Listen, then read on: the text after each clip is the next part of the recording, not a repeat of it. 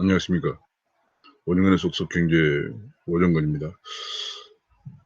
최근에 지금 미국 옐렌 재무장관이 제안한 글로벌 법인세 문제가 지금 그 일파만파를 일으키고 있습니다. 크게 두 가지입니다. 하나는 법인세를 최저 한도를 정하자는 거하고, 두 번째로는 이제 법인세를 내는 기업들이 법인세를 낼 때 그 매출이 발생한 국가에서 내자, 그런 얘기입니다. 그렇게 하면 이제 미국까지 시장이 큰 국가들은 대부분 다 많은 그 기업들이 거기에 나가 있기 때문에 그 미국의 큰 시장을 보고 한국 기업들도 많이 진출해 있거든요. 그러면은 한국 기업들은 미국에다 법인세를 내야 되는 상황이 발생을 합니다. 지금 이렇게 그 두 가지 문제가 지금 한국같이 수출 의존도가 높고 또 해외에 많은 기업들이 나가 있는 그런 국가들한테는 엄청난 그 불리한 문제를 가져오면서 미국 입장에서는 최저 한도 법인세를 정해서 법인세를 올리더라도, 지금 바이든 행정부는 법인세를 21%에서 28%까지 올리겠다고 얘기를 하고 있거든요. 그렇게 되면 많은 미국 기업들이 해외로 나갈 수가 있는데, 해외로 나가는 것을 방지할 수가 있고, 왜냐하면 다른 나라도 법인세가 올라가기 때문에. 그다음에 또 매출이 발생한 국가에서 세금을, 과세권을 갖도록 하면서 미국 입장에서는 굉장히 세금이 많이 들어오는 그런 좋은 점이 있지만, 다른 나라에서는 그만큼 상대적으로 큰 피해가 되겠습니다. 이것을 우리가 이제 바이든 행정부의 미국 과도한 미국 우선주의냐, 심지어는 바이든 행정부의 횡포냐, 이런 문제로도 볼 수가 있겠습니다. 오늘 그 문제에 관해서 한번 간단히 말씀을 나눠보도록 하겠습니다.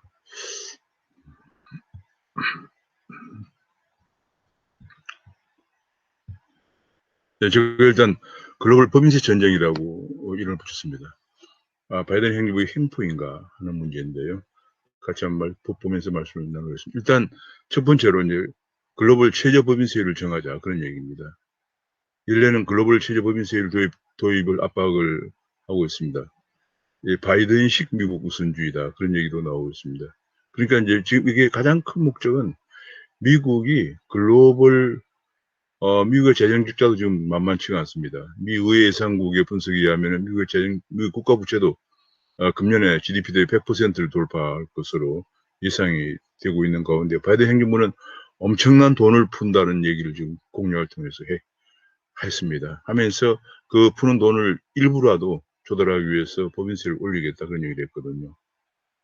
그러면 이제 미국 기업들이 당연히 해외로 나오죠. 미국 기업들은 법인세가 35%에서 21%로 낮아지면서 트럼프 행정부 기간 동안에 매년 600개에서 800개 기업들이 미국으로 다시 돌아와서 미국에 일자리를 창출해주는 그런 기염을 토했는데, 이번에 이제 정부 주도로 많은 재정 지출을 하겠다고 공약을 하고 또 지금 추진 중입니다. 예컨대 대학교도 소득이 낮은 계층에 대해서는 대학 등록금도 정부가 지원해주고, 그다음에 커뮤니티 칼리는 완전 무료로 하고, 그다음 미국의 고질적인 큰 문제인 의료보험도 확충하고, 미국에 아마 거의 5천만 명 정도가 의료보험 혜택을 사실상 받지 못하고 있는 것으로 알려지고 있는데, 의료보험을 확충한다든지 이런 문제 관해서, 그다음에 여러 가지 주거 문제 관해서 주거 문제도 많이 지원한다든지 이런 식으로 해서 사회복지를 크게 확대하는 공약을 내놓았습니다. 더구나 이제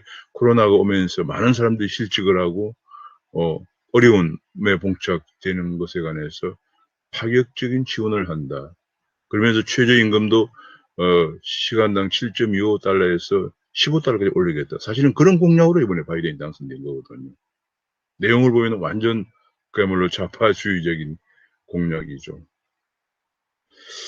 그런데 이제 그러다 보니까 이제 미국에서 재정 부담이 늘어나고 결과적으로 국가 부채가 증가하면서 그런 문제에 봉착을 하게 되니, 또 기업들이 해외로 나가면 더욱더 일자리가 없어지면서 더욱더 복지 지출이 더 증가하는 문제가 발생하게 됩니다.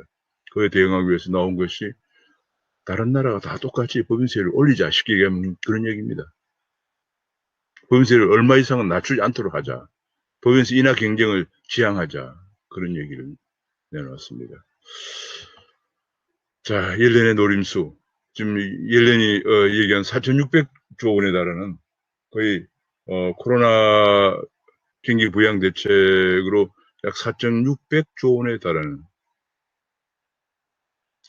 한국 정부 예산의 7년치 예산이 넘는 8년치 예산에 가까운 그런 그 재정 지출을 약속해 놓고 있는데 여기에 대한 청구서를 결과적으로 여러 다른 나라도 같이 부담하자 뭐 이런 얘기까지도 들릴 수 있는 비판을 받을 수 있는 그런 얘기고 미국 학계에서 기업 이탈을 막는 꼼수다 이런 얘기가 나오고 미국 우선 성장주의라는 비판도 나오고 있습니다. G20 회의에서 난상 토론이 예고되고 있습니다. 자, 그런 가운데 지금 이것이 문제가 된 것 중에 하나가 이렇게 됐던 거 이런 얘기가 나오고 있고요. 그러니까 이제 지금 바이든이 좌클릭 하느냐 하는 얘기가 나오지만 사실은 바이든은 본래 좌파예요. 공약 내용을 조금 전에 제가 설명드린 것처럼 보면 그냥 아는 거죠. 우리가 트럼프 행정부가 경제적으로는 굉장히 성공을 거뒀지만은 바이든의 트럼프의 그 개인적인 좀 특별한 성격과 마지막에 트럼프 지지자들이 의사당을 난입하면서 미국의 자유민주주의에 관해서 큰 오점을 남긴 것이 큰 문제였습니다만은 반면에 바이든은 본래 공약 자체를 제가 쭉 훑어보면은 바이든의 그 내용들이 조금 전에 말씀드린 것처럼 완전히 확연하게 공화당과는 구분되는 것이죠. 그러면서 워싱턴 포스트지에서 신자유주의와 결별을 하고 있다라는 기사가 나왔습니다. 평가가 이건 정확한 평가라고 볼 수 있겠습니다. 벌써 이 얘기는 처음이 아니고요. 글로벌 세금을 부과하자는 얘기는 좌파에 요즘 그야말로 좌파를 정책을 리드하고 있고 하는 21세기 자본론을 쓴 토마 피케티의 21세기 자본론의 제15장에서 글로벌 과세를 주장을 하고 있습니다. 지금 옐렌이 얘기한 똑같은 얘기를 하고 있습니다. 어느 나라만 특별하게 분배 개선을 위해서 세금을 많이 부과하면은 기업들이 해외로 나가기 때문에 그걸 방지하기 위해서 글로벌 컨센서스를 이루어서 글로벌 과세를 해야 된다. 글로벌리 같이 누진 자본 과세를 부과해야 된다 하는 주장을 하고 있습니다. 그것을 바로 이제 강대국인 미국이 G20 회의라든지 이런 걸 이용해서 프레임워크를 이용해서 지금 시도하고 있는 것이죠. 그러면서 이런 얘기를 했습니다. 바닥을 향한 30년 경주, 30-year race to the bottom이라고 했습니다. 이 얘기는 뭐냐면 1980년대, 81년에 레이건이 집권하면서 법인세 인하를 통해서 미국을 강건한 경제와 강건한 시장 자유민주주의와 시장 경제의 강국으로 일깨워 성장시켰죠. 영국도 대체가 1979년에 집권하고 한 이후에 법인세를 낮추고 자유민주주의와 시장 경제를 바탕으로 해서 영국병을 치유를 했죠. 그런데 거기에 대해서 이제 그런 경쟁을 끝날 때가 되겠다. 법인세를 낮추는 경쟁을 끝낼 때가 되겠다. 이런 얘기를 옐런이 스스로 얘기한 거 보면 옐런은 확실하게 지금 좌파 정부의 정책을 추진하고 있다고 보면 되겠습니다. 지금 이제 문제는 그러면서 이제 이번에 G20 회의에서 미국이 거의 뭐 G20 회의에서 커다란 영향력을 행사하고 있기 때문에 아마 이번 7월 정도면 최종 결론이 나오지 않겠느냐 그런 전망이 나오고 있는 상황이고요. 이것이 사실은 뭐 처음 얘기된 건 아니고 디지털세와 맞물려서 연계해서 돌아갑니다. 지금 이제 구글이라든지 흔히들 가파라고 그러죠. 구글, 애플, 페이스북, 아마존 같은 이런 그 미국의 디지털 기업들 경제가 디지털화되면서 이 디지털 기업들이 세금을 적게 내는 그런 전통적인 제조업에 세금을 적게 내는 그런 현상들이 계속 지적되어 왔습니다. 예를 들면은 이런 기업들의 뭐 본사나 지사를 세금이 가장 낮은 법인세가 낮거나 아니면 안 내는 텍스헤이븐 텍스헤이븐 지역에다가 본사나 지사를 두고 계속 이익을 그쪽으로 이전시켜서 시키고 미국이나 영국에 남아있는 이익은 얼마 되지 않게 그렇게 해서 세금을 적게 내는 그런 방식을 제고했고요.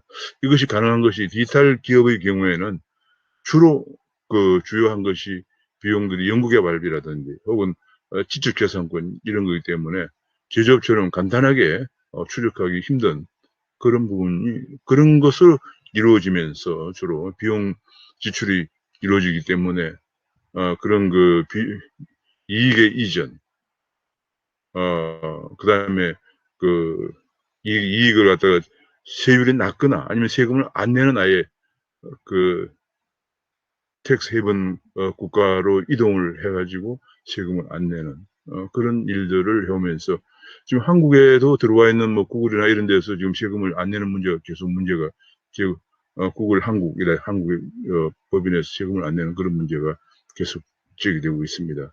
그런 것 때문에 사실 한 10여 년 전부터 특히 이제 디지털 기업이 미국이 발전했기 때문에 지금 가파라는 게 다 미국 기업이죠. 가파, 구글, 뭐 애플, 페이스북, 뭐 아마존 다 미국 기업이죠. 유럽은 대체로 이런 디지털 기업들이 많이 발전이 좀 미국에 비해서 더딘 편입니다. 유럽은 규제가 많고 미국에 비해서 그렇기 때문에 더딘데 그래서 유럽 국가들이 그러나 그런 그 디지털 기업들이 유럽에서 영업을 하면서 유럽의 세금은 안 내거든요. 그래서 그런 문제에 이제 유럽에서 계속 이 문제를 제기해왔습니다. 미국의 디지털 기업들 세금을 부과해야 된다 하는 것과 맞물려서 돌아갑니다. 그래서 유럽에서 최저한의 법인세를 디지털 기업에 부과해야 된다라고 얘기를 한 것에 어쩌면 맞짱을 뜨는 거죠. 미국에서 그러면은 제조업도 내자. 세계 100대 제조업 정도를 선정해서 100대 기업을 선정해서 최저 한도의 법인세를 내게 하자. 이런 것을 내일 옐런이 점장의 제안을 한 것입니다. 야, 법인세를 많이 내게 되면 법인 기업 성장에 대해서 참 성장 동력이 약화된다는, 오히려 그래서 법인세가 더 줄어들 수도 있을 것이다 하는 그 뜨거운 논쟁이, 찬반 논쟁이 제기된, 특히 이제 골반삭스 같은 데서 기업 수익 증가가 줘야될 것이다 그런 얘기가 나왔습니다. 단기적으로는 기업들 투자 감소를 유발하지 않겠지만 결과적으로 지금 와튼스쿨 같은 데에서 지금 스탠포드 후보 연구소나 와튼스쿨 같은 데, 펜실베니아 대학의 와튼스쿨에서 이런 부정적인 효과가 클 것으로 이렇게 나오고 있는데요.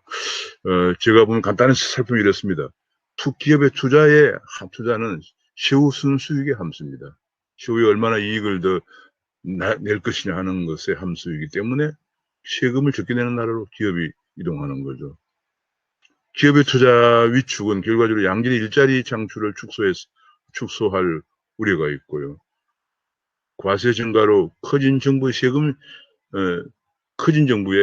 쓰는 일자리, 정부 일자리는 세금을 쓰는 일자리죠. 기업이 창출하는 세금 내는 일자리보다 양질의 일자리가 되기 힘들죠. 우리 한국을 지금 보면 금방 우리 알 수가 있습니다. 그리고 또 한 가지는 재정 악화가 계속 이되면 재정이 아무래도 악화될 수밖에 없는데, 기업의 세금 거두는 것도 한계가 있고 기업들 투자가 자꾸 위축돼서 세수가 줄면서 재정이 악화될 수밖에 없는데, 이것이 지속 가능할 것이냐, 이런 문제가 제기되고 있습니다. 그래서 사실은 지난 30년 동안 계속 법인세 인하를 하면서 기업 투자를 활성화시켜서 양질의 일자리를 많이 만드는데 역점을 두었는데, 이번에 바이든 행정부 들었으면서 이것을 뒤집으려고 하는 그런 시도가 본격적으로 나오고 있는 것이죠. 사실 이 문제를 2000년 10년경부터 OECD를 중심으로 논의가 되어 왔습니다. OECD 인클루시브 프레임워크라고 하는 포용적 프레임워크이죠.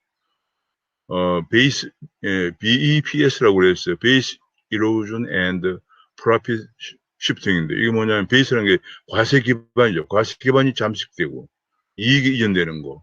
이제 과세 기반이라는 것이 계속 이제 매출을 일어나는 데가 아니고 세율이 적은 데로 옮기면서 매출이 일어나는 국가의 과세 기반이 잠식되는 거죠. 그리고 이익을 이전하는, 이런 것에 관해서 인클루시브, 포용적인 프레임워크라는 이런 이름 하에서 OECD와 G20이 2010년경부터 논의를 해왔습니다. 그리고 2015년에 액션 리포트를 내놨는데 2020년 말까지 합의를 도달하기로 해놓고 있는 그런 상황이었습니다. 이것이 왜냐하면 가장 중요한 것이 경제가 디지털화되면서 과세 문제가 대두가 되었기 때문입니다. 그래서 필라 1, 필라 2가 있는데, 필라 1은 대형 다국적 기업에 대한 과세 방안, 지금 1년 얘기한 최저법인세율.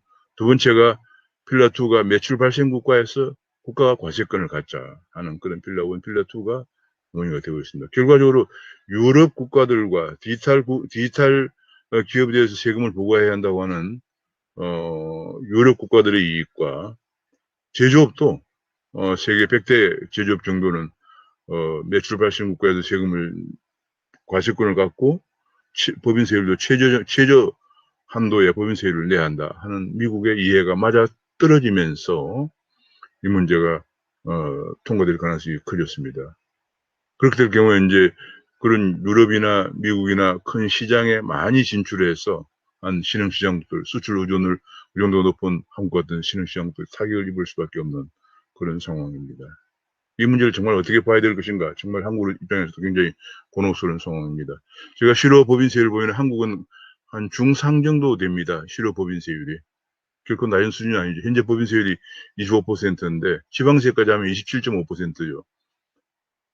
지방법인세율이 중앙법인세 10%가 부과되니까 현재 여기 이렇게 한 중상 정도 되고 있고 법인세가 낮은 수준은 아닙니다. GDP 대비 법인세율도 중상에 위치하고 있습니다. 한국은 법인세가 적은 편이 아닙니다. 좀 전에 자료는 전부 OECD 최근 자료인데요. 그리고 이런 문제가 제기된 것 중 하나 코로나로 고용과 분배가 악화되고 성장이 둔화되고 그래서 성장을 회복하고 분배 개선을 위해서 정부가 재정 지출을 많이 할 수밖에 없는 지금 하게 되는 그런 상황에 봉착되면서 코로나, 비포 코로나, BC, 애프터 코로나, AC와 큰 차이점은 AC는 큰 정부, 많은 재정이 필요한 그런 경제 상황에 직면하고 있다는 것이 또 이런 문제를 더 부각시키고 있습니다. 또 한 가지 이제 조금 전에 그 필라 원인가 이게 필라 원일 겁니다. 필라 원이나 필라 원 2가 필라 원이 최저고 필라 2가 필라 2군요. 필라 2가 이제 2가 매출 발생부에서 과세를 부과하죠. 이게 세금 뺏기 전쟁이다 이런 얘기죠. 지금까지 우리나라 기업들이 근데 삼성 같으면 반도체, 뭐 LG의 뭐 전자 기업들이 미국에 많이 LG, SK 배터리 기업들이 미국에 많이 진출해 있죠. 유럽에도 많이 가 있습니다. 그러면 그 나라에서 세금을 내자 그런 얘기니까 한국의 세금이 그쪽으로 가는 거죠. 세금은 한 번 내면은 이중과세 방지협정에 의해서 그만큼 우리나라의 세금을 적게 걷게 됩니다. 현지세 부담이 가중될 우려가 있다 그런 얘기죠. 그러면서 세금 전쟁이 시작되었다. 한국처럼 수출 기업은 초비상에 걸릴 수밖에 없는 그런 상황이고요. 여기에 대해서 앞으로 탄소 국경세도 또 앞으로 부과될 전망입니다. 자, 이게 지금 뭐 아까도 말씀드린 것처럼 이 다국적 기업의 그 세금에 대해서는 유럽과 미국 이해가 일치하면서 유럽과 미국, 유럽은 전통적으로 재정을 많이 쓰는 그런 그 큰 정부 지향적인 정책을 많이 해오고 있고요. 독일도 뭐 사회민주당이 역시 좌파 정당이고 미국의 민주당이 등장하면서 지금 이것이 유럽과 미국의 이해가 맞아 떨어지면서 지금 이런 현상이 벌어지고 있습니다. 한국은 정말 곤혹스럽습니다. 다국적 기업 100곳 하면 당연히 한국에서 많은 기업들이 포함될 가능성이 커지고요. 특히 해외 매출이 많은 국내 대기업들이 영향권에 들지 않을 수가 없는 상황입니다. 가장 큰 문제가 이렇게 되면 한국의 법인세, 한국의 세원이 줄어들기 때문에 한국도 지금 재정이 굉장히 악화되고 있고요. 지금 재정 적자도 지금 GDP 5%가 넘고 국가 부채도 지금 국가 채무도 GDP 대비 50%가 넘어서고 있고 국가 부채는 뭐 이미 벌써 100%가 넘어선 지가 오래되었고요. 이런 속에서 세원이 위축되는 그런 큰 문제에 한국은 당혹스러운 상황입니다. 지금 발등에 불어떨어졌습니다. 게다가 지금 탄소세도 2030년부터 부과한다고 하는데요. 탄소 국경세, 탄소를 많이 유발시키는 기업에 대해서 국경세를 부과한다. 그런 얘기죠. 지금 특히 우리나라에서 철강과 석유화학, 우리나라의 주요 산업인 철강과 석유화학의 탄소 국경세가 엄청나게 부과될 전망입니다. 해외 기업들은 해외 판매 전략을 세금에 따라서 다시 짜야 되느냐 하는 그런 문제가 크게 제기되는데, 예컨대 삼성전자 같은 경우에 전체 매출 236조 중에서 35조가 미국에서 일어나고 있거든요. 15% 정도 됩니다. 현대차도 전체 매출의 103조 중에서 19조가 미국에서 일어나서 19%가 미국에서 일어나고 있고, LG전자도 전체 매출의 63조 중에서 13조가 미국에서 일어나서 21%. 그러니까 대체로 15에서 20%까지 미국에서 발생하기 때문에 이만큼 세금을 미국에다가 낼 수밖에 없는 그런 상황이 되겠습니다. 한국도 이제 이렇게 법인세를 많이 내야 되는 이런 속에서 우리 기업들이 글로벌 경쟁력을 유지하려면은 부득불 운영정부가 계속 강화해온 규제를 규제를 획파하고 노동을 계획해야 이제 그것밖에 없습니다. 세금도 이제 뭐 어떻게 할 수 없고 물론 지금도 세금이 높은 상황이지만 또 글로벌 법인세도 내야 되는 상황이거든요. 그 나라에 가서 매출이 일어난 나라에서 내야 되기 때문에 이제 우리나라가 우리 기업들이 무슨 뭐 글로벌 경쟁력을 가지려면은 물론 첨단 기술로 가야 되지만 그러기 위해서 인력 개발도 필요하고요. 인력 개발에 대한 지원, 연구개발 지원. 우리나라는 투자, 세액, 연구개발, 세액 공개도 3%밖에 안 되는데 미국은 40%까지 되거든요. 그래서 그런 문제, 규제 획파, 노동계획 이런 것들이 더욱더 그런 상황입니다. 우리 기업들이 이제는 뭐 이런 지금 미국과 유럽의 이해가 맞아 떨어지고 있기 때문에 지금 중요한 포인트는 유럽은 미국의 디지털 기업에 대해서 세금을 부과해서 재정을 확충하자는 얘기고 미국에서는 미국에 들어와 있는 많은 다국적 기업들의 세금을 부과해서 그것도 법인세를 부과해서 세원을 더 지수를 확보하자 그런 얘기이기 때문에 유럽과 미국이 코로나를 겪으면서 너무나 많은 재정 지출 소요가 있고 또 경기 회복을 위해서도 많이 투자하는 그런 속에서 세원 마련을 위해서 유럽과 미국 이해가 맞아 떨어지고 있는 상황에서 아마 통과될 가능성이 크고 오늘 제가 말씀드린 것처럼 아마 금년 중반 정도에 확정이 될 것 같습니다. 우리 기업들이 수출 의존도가 높고 미국이나 유럽에 많은 기업들을 가지고 있는 입장에서는 정말 세심한 대책이 필요한 상황이라고 했습니다. 정부에서도 또 세원 마련 입장에서도 정부에서도 어떻게 좀 재정 지출을 좀 줄인다든지 뭐 이런 정부의 재정 측면에서의 대책도 아울러서 필요한 상황입니다. 오늘 제가 미국발 글로벌 법인세 전쟁에 관해서 같이 말씀을 나눠봤습니다. 감사합니다.